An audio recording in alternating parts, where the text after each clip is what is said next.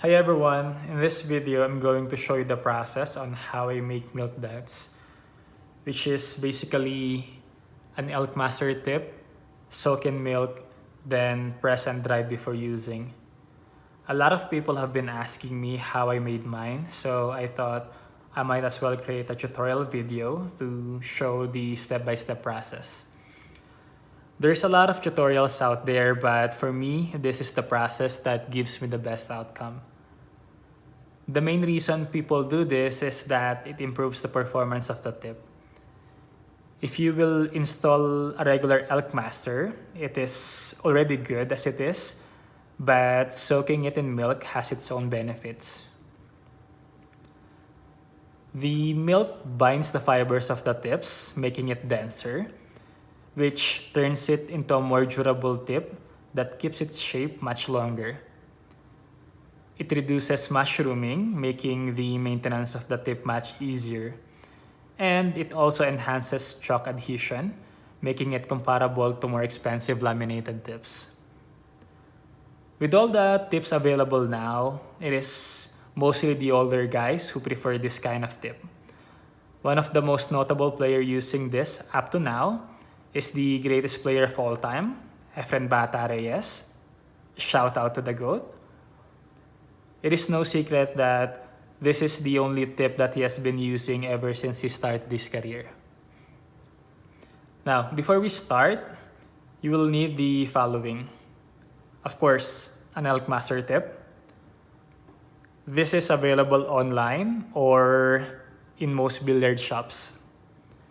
And then we'll also need a measuring caliper like this one. Digital one is better, I would say, more accurate. And then a T-press. If you don't have one, you can use a regular vise. But it is really nice to have one of these because it has this dome shape that matches the shape of an Elk Master tip. You can buy this online. I think I got mine for just $14. It's totally worth it. And then you'll also need a cup with milk. Now for the amount of milk, you don't need much. You just need the tip to soak in properly. And then we'll also need a marker and a paper towel. To start, I usually measure the height of the tips before soaking. Elk Masters usually varies in height.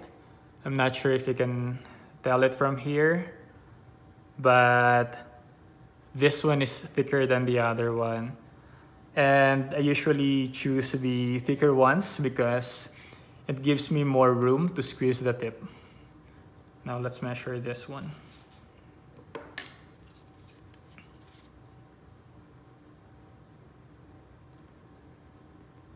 This one is 6.7 millimeters. So I will write it down somewhere so I can remember. Then I use the tool and I usually put it on until the other side touches the tip. It is important not to press too hard at this time because we will need to see the actual height of the tip. And then using the marker, you could mark the part where you stop.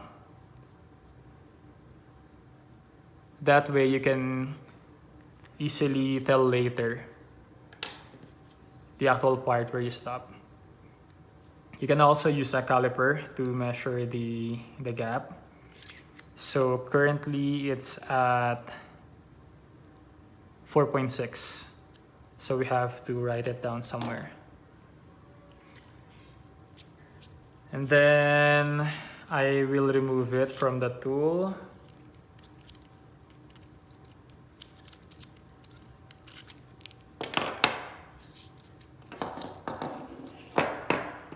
Then we just soak it on the milk.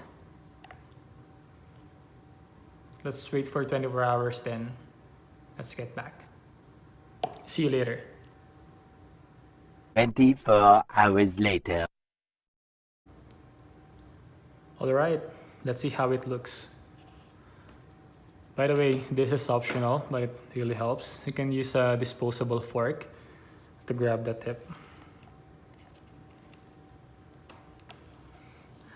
Look at that.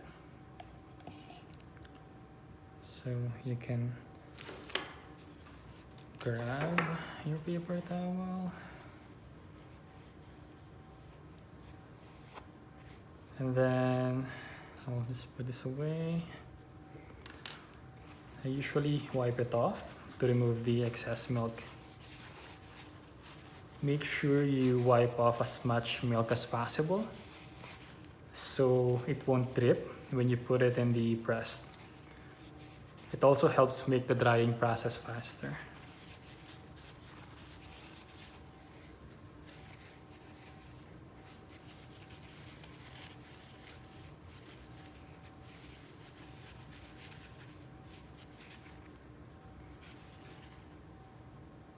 Look at that. Let's compare the two. See how it grew?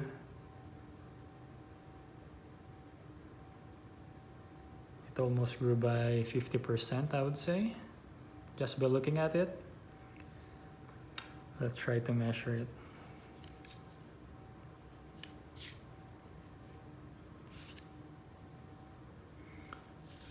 So yesterday it's 6.7.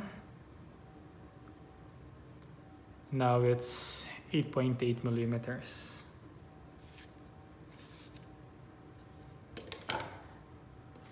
After that, I'll put it on the press.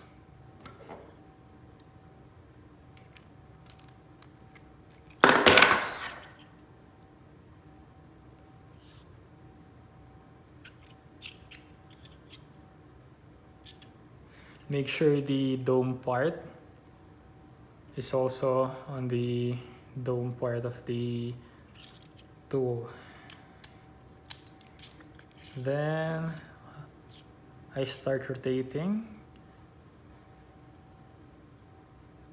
There, I can actually feel it now.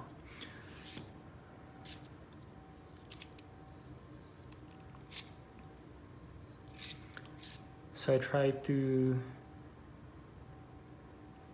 reach the point that I marked earlier. Still a long way. Like this. The gap earlier was 4.6. Let's try this one. So yeah, we're back at 4.6. And then I usually try to do another turn. Kind of 3/4 after the initial marking. So we're already at halfway.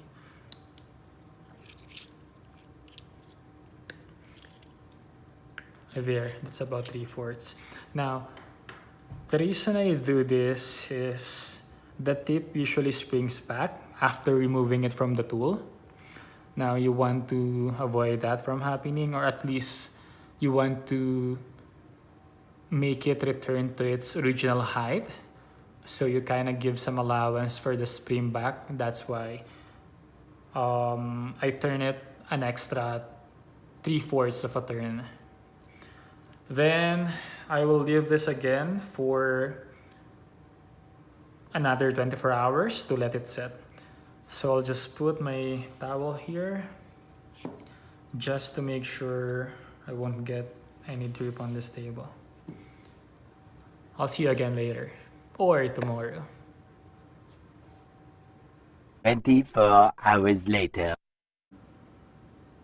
All right, let's see how it looks.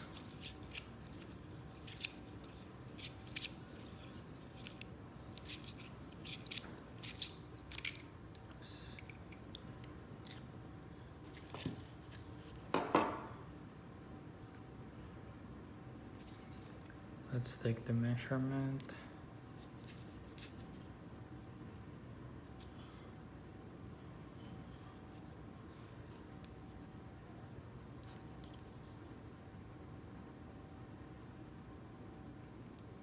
So it's back to 6.7, although I actually wanted it to be a bit thinner because I wanted to take into account the spring back when it's dried.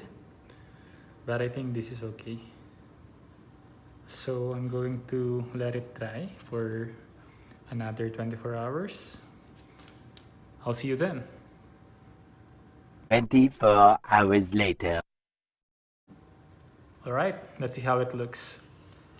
I will measure the tip once again to see how close we are from the original height now that it's completely dry. Well, look at that! We're back at the original height of 6.7 millimeters. I was actually expecting a little bit of swing back, but I think the extra turn on the tip press did the trick. I will use this tip on the first Gen 314 that I got recently. I actually already got one on my other 314. I really like how the fibers hold the chalk and enhances the grip, giving me more control of the ball. Again, there's a lot of videos out there showing how to make milk duds. This is the process that works best for me personally. I'll make another video when I install this on the first gen Predator 314 shaft that I got. There you have it. I hope you learned a thing or two from watching this video. Don't forget to like, share, and subscribe. Thanks for watching.